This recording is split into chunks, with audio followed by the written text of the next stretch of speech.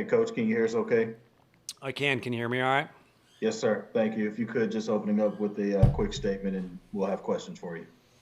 Um, blood and guts game, literally. I mean, our catcher's a nosebleed, I think, from a foul tip, but it was a blood and guts game, and it came with some, stoppages in play and interesting things like that. But I think if you paid for your ticket, I'm not sure what the price is, but I think the Alabama fans, and unfortunately, we seem to be racking up Tennessee fans, got their money's worth.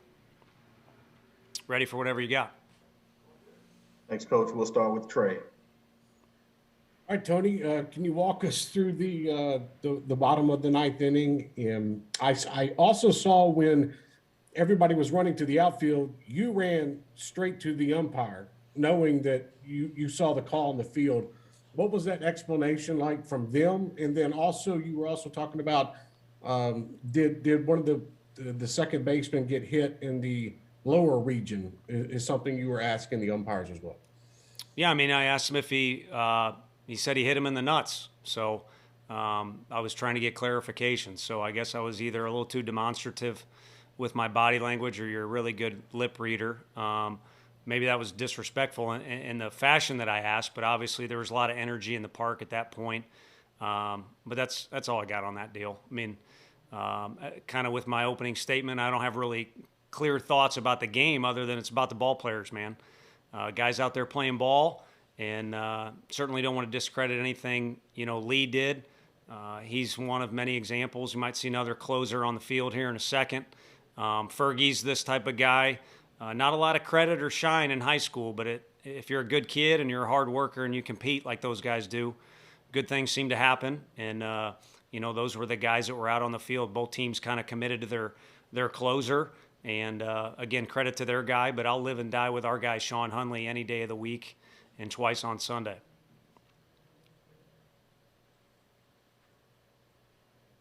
Got Ben next. Tony, what did you see at the plate today? It seemed like you all were hitting a lot of hard balls just kind of right at people. Was that frustrating, and what was your perspective on that? It's frustrating internally, but when the stakes are high, I guess stakes are high. You talk about poker. I mean, you can't show your hand. I think both teams had some well-struck balls today. I don't know if we had more or not, just locking in on our guys. I think at times the at-bats were really good and they didn't get rewarded. But that's the nature of the beast, and it also kind of comes with the territory of playing here. A lot of times the park will play big. But for the most part, I was just, pleased with the preparation. The game before us got cut short, so we literally rolled right off the bus and onto the field. But the guys were ready. Will Heflin continues to be a leader on this team in a lot of different ways. And then again, I think right out of the chute, especially with Fergie's at bat, the guys are ready to play ball. And to me, that's what it's all about is ball players on the field.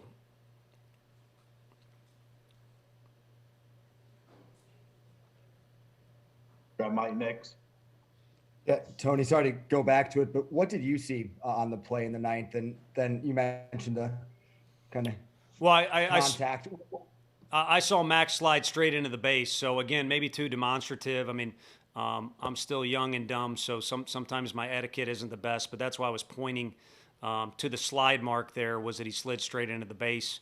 And then I had the replay. I just checked the replay one time to see what my opinion was, and I didn't ask Fergie what was going on, if he's protecting his face or whatever. So that's my read. Is a pitcher made a great pitch. One of the best players ever to play at Tennessee did what he needed to do. Short through the middle was kind of what we were talking about against a good, a pretty dang good pitcher with a lot of movement. And we want to play ball hard. There's teams here probably with more talent than us, so we want to play hard. And we anticipate or expect our guys to run as fast as they can from point A to point B. And in my opinion, that's what Rucker and Fergie did in that situation.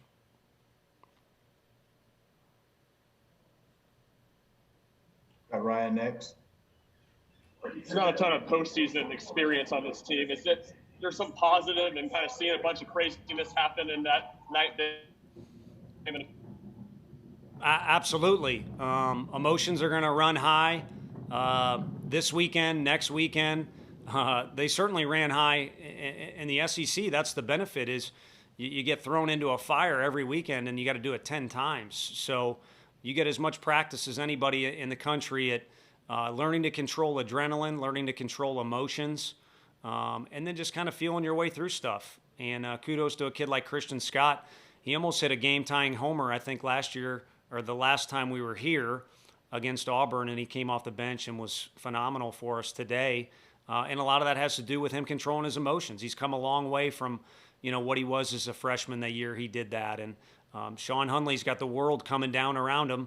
It seems like every time he's out there, but in particular today. But he led by example by controlling his emotions.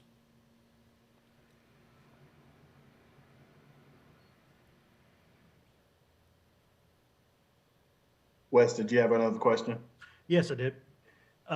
Tony, you said several times this is, about the players, and, it's sort of your reaction. What happened in the ninth is you say it's about the players. How do you explain something like that to your players? Do you just say, guys, bad luck, it happens? Or how do you explain that to them? And also, do you still want clarification from the SEC or on that call, or are you okay with it now?